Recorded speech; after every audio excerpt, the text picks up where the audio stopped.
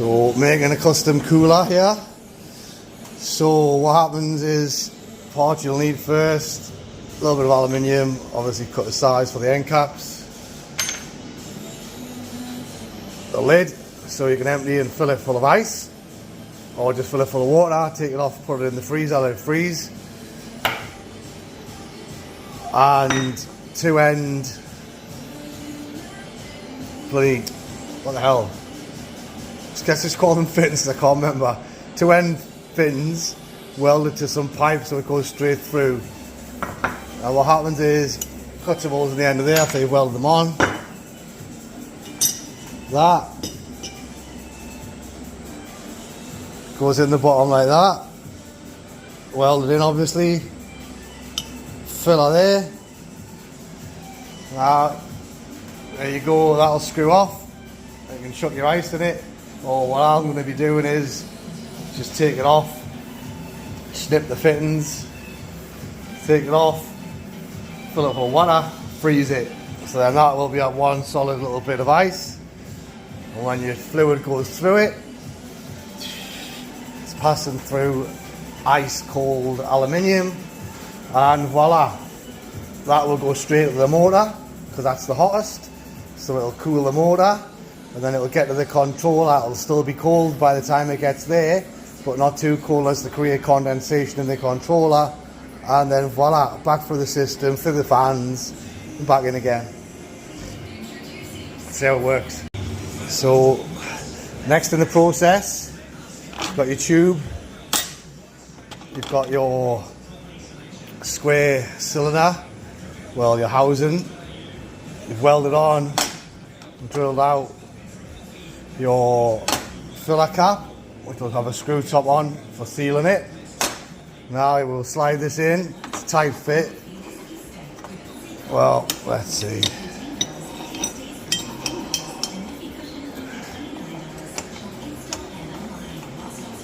Out she comes. It's not that tight actually. Since I've welded it, it's loosened up a little bit. That's good. So there you have it. We'll have that like that. Like that, weld them up, and then just going to fill that up. It's big enough to get my ice cubes in out of my freezer, but what I'm going to be doing predominantly is just filling it up with water, freezing it, fitting it afterwards before I do the high speed runs if I'm running the single controller to keep the controller cool. But that's it, I'll weld it up and we'll do the last vid. So here is the finished cooler. Obviously straight through there is where your cooling system will run, which is an internal pipe that runs all the way through. Fit that into the cooling system, which I will show in a moment. The plan is screw the top off, fill her up with ice. Well, I'll be using water and putting the whole thing in the freezer, so it'll just come out as ice basically. One big block of ice with a tube through the middle, so then your lid will be on, cooling hose runs through, the standard fan system. This will be just before the motor, as the motor is hotter than the controller. It will be pretty freaking cold, obviously, travelling through ice. Go into the motor, hit the hottest part, cool that down, and it won't be too cold before it goes into the controller, because apparently you can get condensation in there if it's too cold from the motor and transferring it around anyway. So I wanted to make up something separately, as I was just going to run ice in the system, but apparently that's not good. So this is my plan, what I've came up with, to run this, so then it travels through the ice and cools as it travels through. And then obviously you could just take that off in between each run, freeze it, stick it back on, then just top up your water, and then there you go, set up ready for full-blown drag racing. Because I'm using one controller, I definitely wanted to try and keep the controller colder to stop any kind of overheating issues if it's getting hammered. So yeah, obviously the colder things are, the better things work.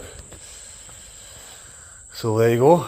Okay, so I messed up the video a little bit, but just off putting ice in there, which is already melted, just taking the temperature down to 23 and 33. Now that is 3 degrees cooler and only 1 degree on the motor. So I reckon the motor stays pretty similar no matter what. So we're not going to get much change out of that, but we'll find out when we run it. But it's already dropped 3 degrees off the controller temperature. So if I do fill this up like I plan and fill it full of ice, that will be freezing cold. So then when it's passing through it, should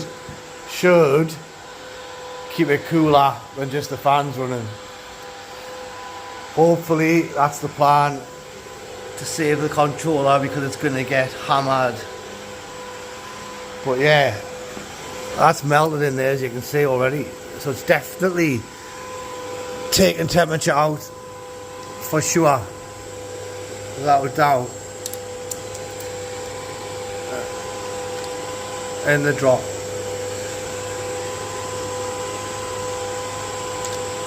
So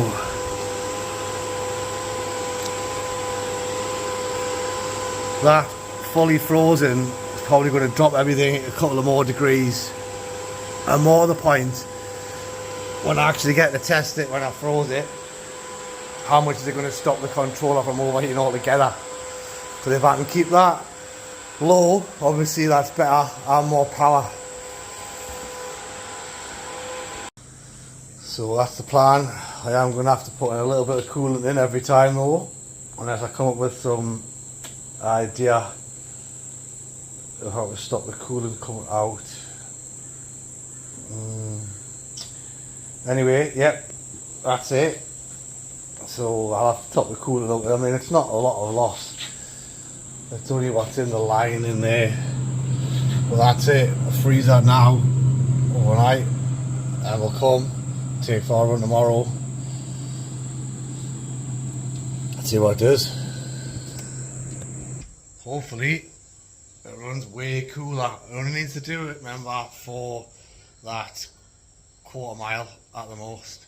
When I took it on for a little quick, well, even as I was putting it in, the cooling system was running. I was putting the little blocks of ice in, and what it was doing was melting the ice in there. So obviously the motor starts getting warmer in the controller when things are just turned on. This must start warming up a little bit because the ice was melting pretty fast as it was circulating. So what I will do is, when it comes to actually testing and doing the run, I'll leave everything turned off, leave the ice till the very last minute, put it on, don't even turn it on till just before the run, so let everything start cooling down just before the run, so the ice doesn't fully melt before I get to the end of the run, so therefore it should still stay cool for the whole duration.